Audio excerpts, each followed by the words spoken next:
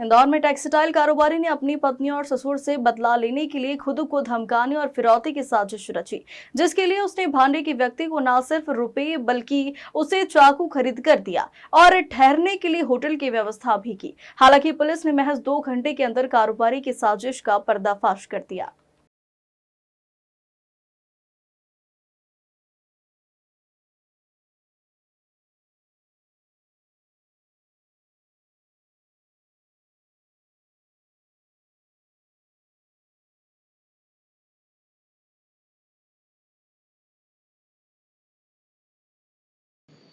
अ, विगत 23 अप्रैल को एक मर्ग कायम किया गया था। एक व्यक्ति शोभाराम नाम का, उसकी डेड बॉडी फांसी पे लटकी हुई मिली थी, जो मेमदी के पास एक ब्रिज है निर्माणाधीन, उस पर लटकी हुई थी।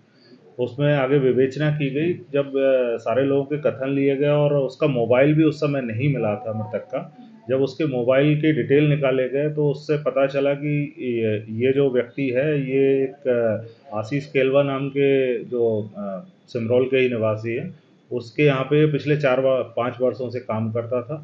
और इसकी मोबाइल लोकेशन के आधार पे जब इन लोगों से भी पूछताछ की गई तो उनके द्वारा शुरुआत में जो अपने कथन दिए गए थे, और जब पूरी सीडीआर और बाकी चीज़ें एनालाइज की गई तो उसमें वो कथन उनके भिन्न पाए गए।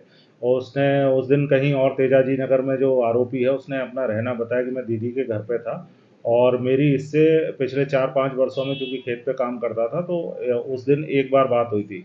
जबकि सीडीआर लोकेशन के आधार पे ये सारी बातें उसकी लगातार उस दिन बात होती रही थी और रात को 8 बजे से लेके 9:50 तक उसकी लगातार बात हुई है बीच में।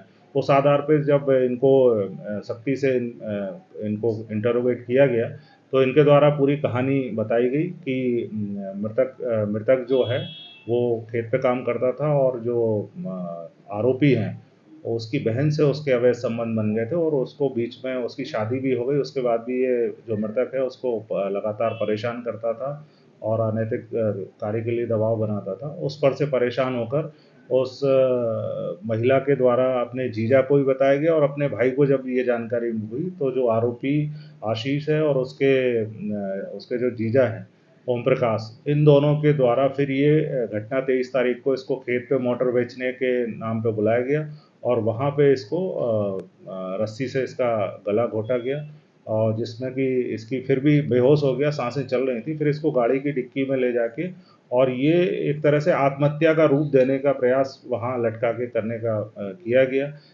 जिस समय ये लटका रहे थे उस समय भी इनके द्वारा बताया गया कि उसकी सांसें चल रही थी। फिर उन्होंने फंदा बना के और उसको वहाँ लटका दिया गया। इस पूरे केस में पुलिस के द्वारा विभिन्न जो साइंटिफिक एविडेंस हैं उनके आधार पे, कथनों के आधार पे और पूछताछ में ये सारी बातें खुल के सामने आई हैं, जिससे इस जघन्य हत्याकांड का पर्दाफाश हुआ है।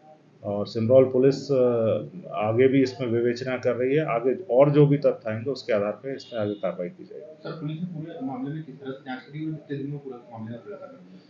ये 23 तारीख की घटना है और लगातार इन्वेस्टिगेशन इसमें हो रही थी और इसके सारे डिटेल निकाले जा रहे थे सीडीआर के माध्यम से, मोबाइल कॉल डिटेल, इनके जो पहले के बयान थे और बाद में जो इनसे बाद में पूछताछ की गई, जो इनकी मोबाइल की टावर लोकेशन आरोपी जो है उसके द्वारा तेजाजी नगर में अपनी दीदी के घर होना बताया, जबकि उसकी लोकेशन लगातार अपने घर में सिमरौल में ही मिल रही थी, उसके खेत पे ही वो लोकेशन मिल रही थी। इस आधार पे कल 8 तारीख को ये सारी चीज़ होने के बाद इनमें धारा 302, 201, 34 का प्रकरण कायम किया गया है और आरोपियों को गिरफ्तार करके जेल भेजा। सर, जो महिला थी उसको मालूम है कि ये इस तरह से घटनाक्रम को अंजाम देने वाले हैं या उसकी हत्या करने वाले हैं?